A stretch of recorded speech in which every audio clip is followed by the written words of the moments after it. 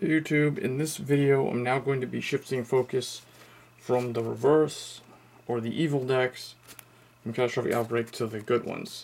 So this is going to be, as you can see, the playmat's different now because it's supposed to be the non-reverse decks. I'm going to be featuring my Blue Wave Dragon, Tetra-drive Dragon in this video, but if you want to stay tuned for a future video, I'm going to be doing Nubatama, a long-lost forgotten clan that finally is actually playable. They now have triggers. They've been around since BT1, the very first descent of the King of Knights. And I'm also going to be doing a budget Aqua Force deck, Cobalt Wave Dragon. This is one of the easiest cards to get. It's extremely cheap, and it's not a bad card. Some people say it's terrible. It's actually pretty good.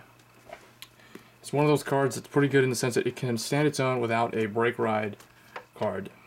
So anyway, for the more standard one, Blue Wave Dragon, Tetra-drive Dragon, let's get right into it.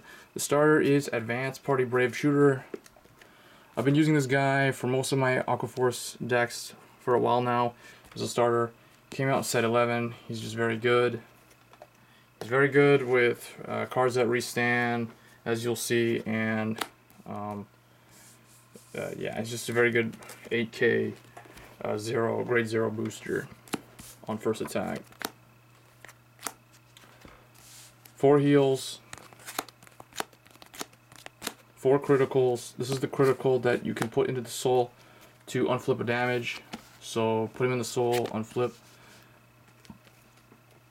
Deck is only running 4 criticals, by the way. We're running 5 stands. Yes, this guy, you're probably wondering, like, why are there more than 4 of that card? That's because this guy has a continuous effect that allows you to have up to 16 cards named Mass Production Sailor.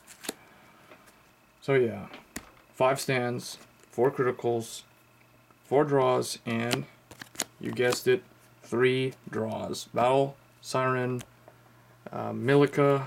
This is the new draw that they got. They only got a new draw for some reason, but it's one of those put into soul, give 3,000. So yeah, that's the trigger lineup.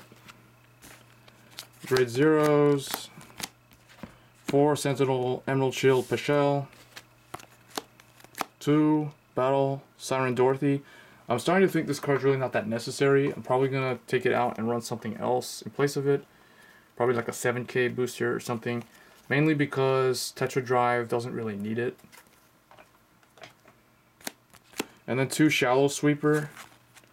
It's one of the new cards they got. It's okay. 2 Mercenary Brave Shooter. This is technically your 10K grade 1, but not really. It's a little different. Then 4 Wheel Assault. Wheel Assault is one of the new guys. He's a very cool tech card that has a lot of potential with stand triggers and different kind of weird plays that you can do with him. He allows you to switch him, exchange positions with any other rearguard on the field after the attack hits a Vanguard. Or actually, no, it's just after the end of the battle that he boosted. Yeah. That's the grade 1s. For grade 2, 4 of my new favorite grade 2 for Aqua Force. Tidal Assault is so good. This card is basically like Benedict. Benedict was the grade 3 promo. But yeah, this guy, with him, you don't need to run Benedict anymore because he's an interceptor. He doesn't waste grade 3 space. So anyway, for Tidal Assault, he is pretty much a must-have if you're running either Tetra-drive Dragon or any of the decks that really need to get a 4th attack in. He really helps you get to your 4th battle. The only other alternative to running him would be the Storm Rider Paschal, which I do have, by the way, but he's just not in this deck. He's in my Cobalt Wave deck and my Maelstrom deck. But anyway, 4 of this guy, he's amazing. He makes Storm Riders almost completely irrelevant. And I forgot to point out real quick is he is very good with Advanced Party Brave Shooter. So when you ride your grade 1, you almost always will call Brave Shooter to the left or right lane, and then you almost always will call Tidal Assault in front of him. Just basically that's a tip on how to play the deck. So 1 Tier Knight Valeria, just 1 because, actually no, take that back, there's actually 3. 3 Tier Knight Valeria, because there's a lot of, I guess, rearguards out there that are really annoying. There's a lot of decks like Beast Deities, Aquaforce Mirror Match, Pale Moon, well not really Pale Moon, but decks that are very rearguard dependent.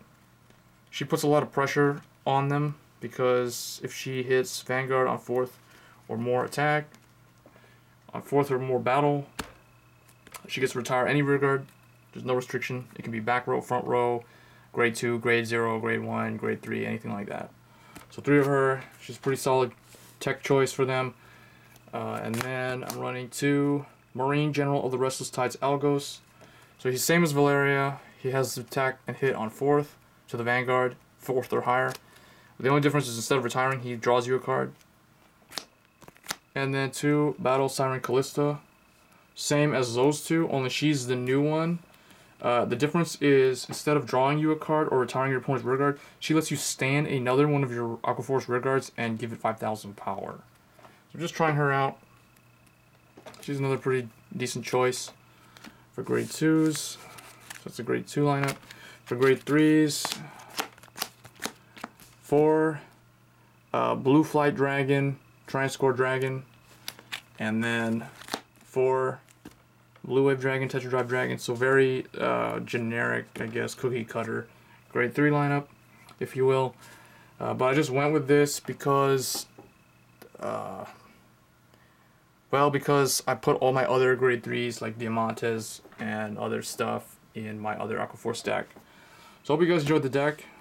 Overall, Aquaforce is probably like my 2nd or 3rd favorite clan, if I had to choose. It's definitely in my top 3 or top 5 favorites. But let me know what you think of Aquaforce in general, how well it does. It seems to suffer quite a bit against Link Joker though, because it's very prone, like Beast Deity, it's very prone to being disrupted because it's very rearguard dependent. Let me know in the comments what you think, guys. As always, rate, comment, subscribe. Thanks.